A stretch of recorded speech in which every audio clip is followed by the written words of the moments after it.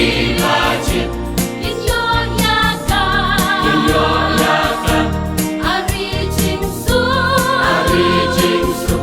reaching snow high. Jingkren ba, hantakan lo, Juno Matluken ra, Shakari, reaching snow, hantangin your mind. Lembaki, Balasuspa, Ninraya Royu try. Jing Snosi, Jing Kuslai, Hanta Kalawan. Ari Jingsu, Riba Pernai, Kari Black Red, Gerbang Putra, Tangki Bange, Kinyo Sensha, Ari Jingsu, Reaching Kula, Nangki Laji, in your yaka, Ari Jingsu, reaching snow high.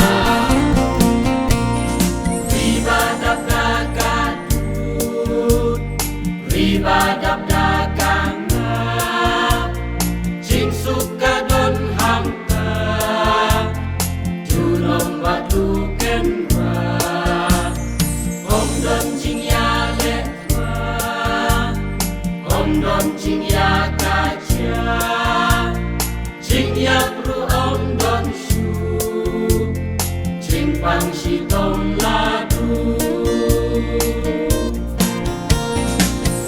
Kanan Ari Jingsu, Ari Jingsu,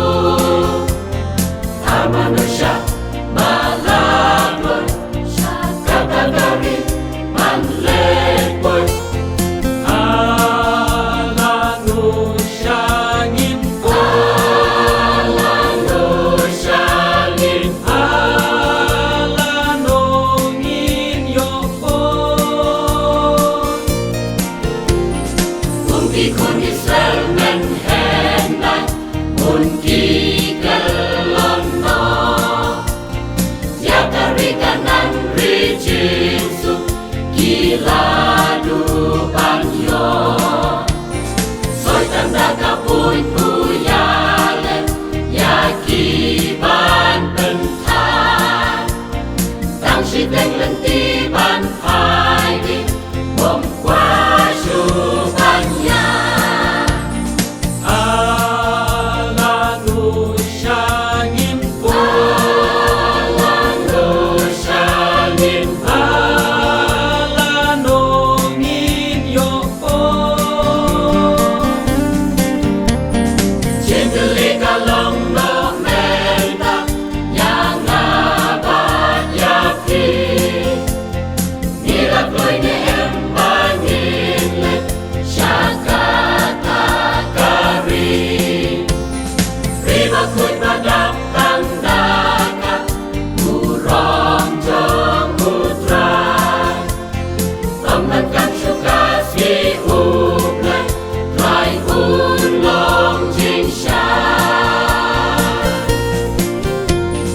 Jingkren Hanta Bom Laong, Lada Batu Traingin Yoshong, Hanta Batu Kenra, Jingsuk Junom Ngin Ma, Henry Kornit Ki Bapop, Pat Kitaki Bom Shem Langit, Shakanan Ripernai, Kinduk Pentaban Tahu kita Kibalaya Haka Moncong